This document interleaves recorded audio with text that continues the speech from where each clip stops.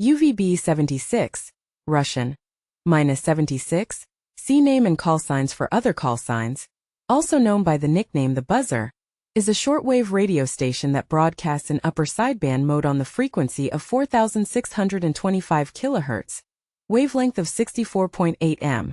It broadcasts a short, monotonous buzz tone, repeating at a rate of approximately 25 tones per minute, 24 hours per day sometimes. The buzzer signal is interrupted and a voice transmission in Russian takes place. Although the true nature of the transmission was never revealed, it is speculated to be related to the dead hand system, thus the transmission being sometimes referred to as the Doomsday Radio. The station is commonly known as The Buzzer in both English and Russian, romanized, Zuzhalka. From its first voice transmission in 1997 to 2010, the station identified itself as UVB-76, Russian, -76. The call sign UVB-76 was never used by the station itself, but is rather a mistranscription of UVB-76. However, the station is still often referred to by that name. In the following years of transmission, the main call sign of the station changed regularly. In addition to these main call signs, the buzzer also uses other side call signs, which are being used less frequently than the main call sign. Whenever the main call sign changes, all previous side call signs are also discarded. The station transmits using AM with a suppressed lower sideband, USB modulation, but it has also used full double sideband AM, A3E.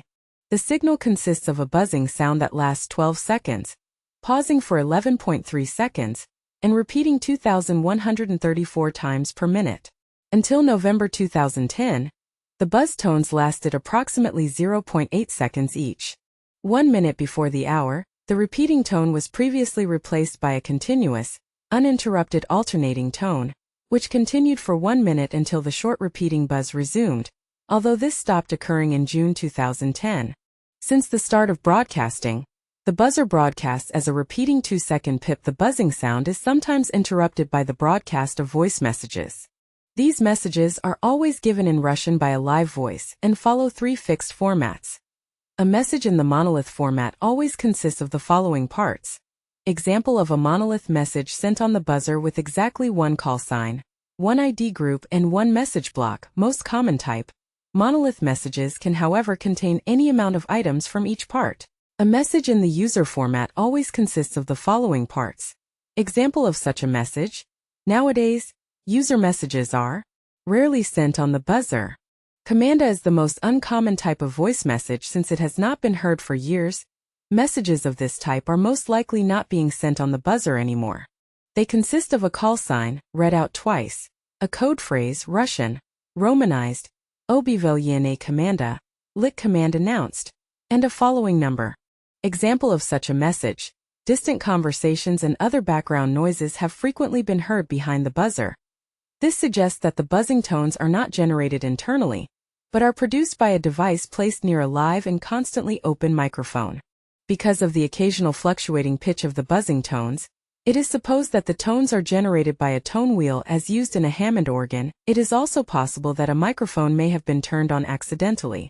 One such occasion was on November 3, 2001, when a conversation in Russian was heard. In September 2010, several unusual broadcasts were observed. These included portions of the buzzer being replaced with excerpts from Tchaikovsky's Swan Lake. On May 15, 2020, broadcasts from unknown French-speaking persons were heard. In January 2022, various signals with spectrogram-encoded images, visible through a spectrum analyzer, were broadcast on the same frequency. There have also been reports of various songs airing on the station's frequency, many of which were connected to internet memes such as the 2012 K-pop song Gangnam Style. A Vice article attributed these broadcasts to pirates hijacking and spamming the frequency. The nationality of the pirates has also come into question by Vice in relation to the 2021-2022 Russo-Ukrainian crisis and Russian invasion of Ukraine. Only on very rare occasions have there been any external civilian communications, unless authorized by the Russian Defense Ministry with UVB-76. Given its status as a military radio, the most recent event occurred under irregular circumstances. During the night of May 4, 2024 at 21:38 MSK, an unknown Russian-speaking pirate infiltrated the frequency and attempted to contact the station whilst the buzzer was not active, if not on standby. The pirate subsequently asked a series of improvised questions to the station. Unknown pirate? Oh. English. Can I tell a joke? 1 RRR for yes. 2 for no. UVB-76 operator. 2 clear buzzes. Unknown pirate? English. Well, what for? But can I turn on some music? UVB-76 operator.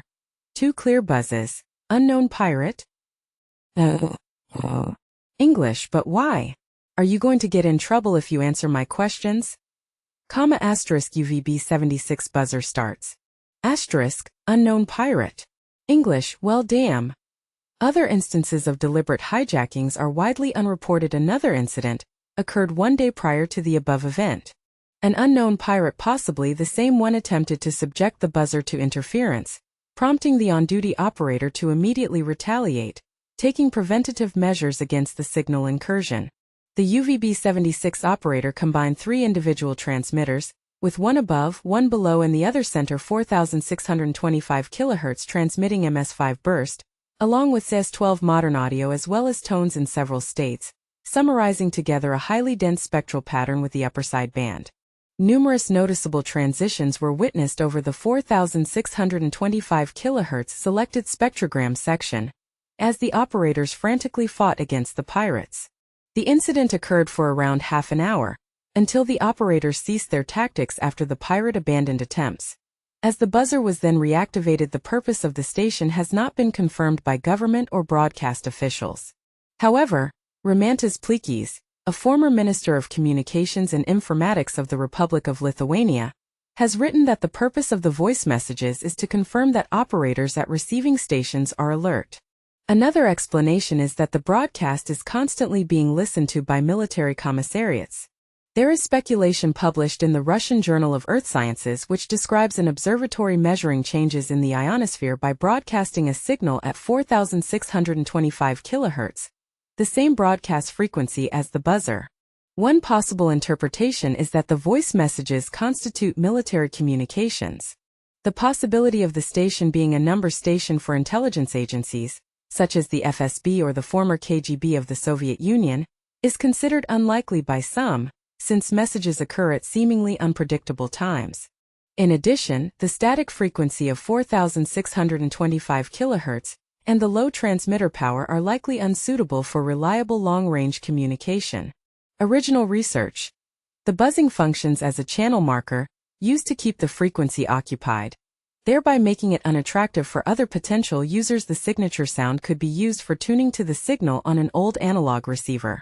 The modulation is suitable to be detected by an electromechanical frequency detector. Similar to a tuning fork, this can be used to activate the squelch on a receiver.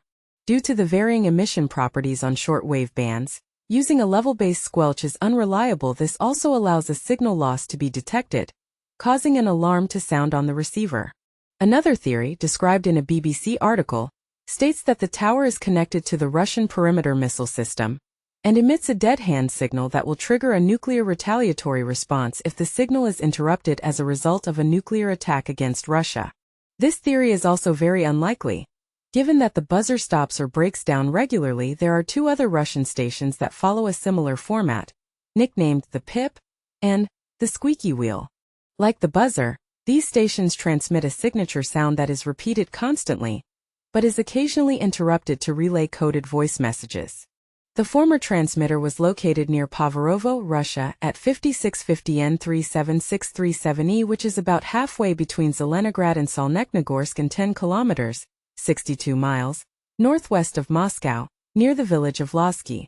The location and call sign were unknown until the first known voice broadcast of 1997 in September 2010.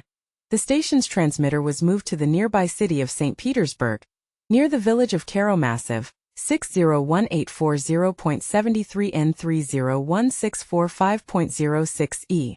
This may have been due to a reorganization of the Russian military. Prior to August 9, 2015, the station is not transmitted from the Karomassiv transmitter site, Irtysh, anymore, possibly due to a reorganization of the Russian military for the particular area, which may cause the frequency to be used only in the Moscow military district.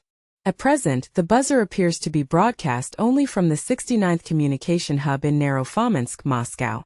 In 2011, a group of urban explorers claimed to have explored the buildings at Poverovo to find an abandoned military base and in it, a radiolog record confirming the operation of a transmitter at 4,625 kHz.